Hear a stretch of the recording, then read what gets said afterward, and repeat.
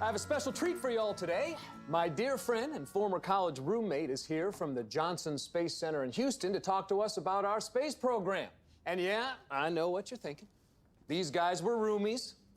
How does one go on to be a fancy scientist at NASA and the other's teaching freshman science at a public high school? Yeah, Sheldon? I was thinking that. Thank you. All right, let's give a warm welcome to my good buddy, Dr. Ronald Hodges.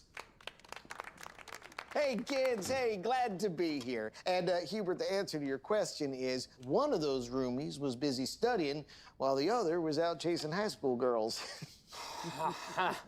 Yeah, to be clear, they were all over 18. Well.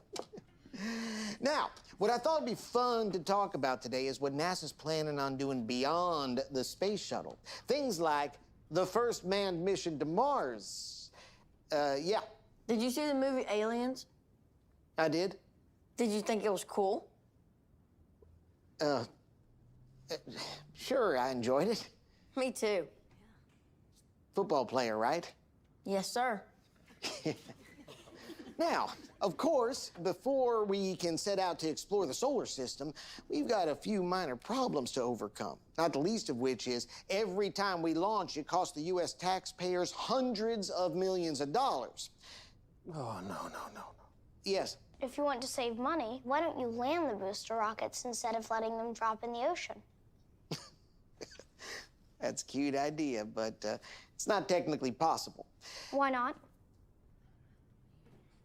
Well, it's hard to explain. The math is pretty complicated. Perhaps I could help you with it.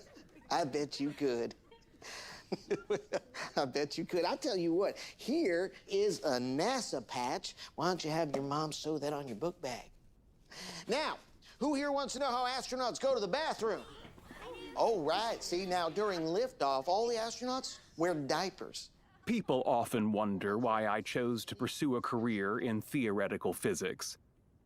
I usually respond by saying I wanted to unravel the inner workings of the universe. Yeah, perhaps when Captain Kirk said to boldly go, he meant in one of those, huh? But the real answer was I wanted to prove this nincompoop wrong. That's right. Beat me up, potty.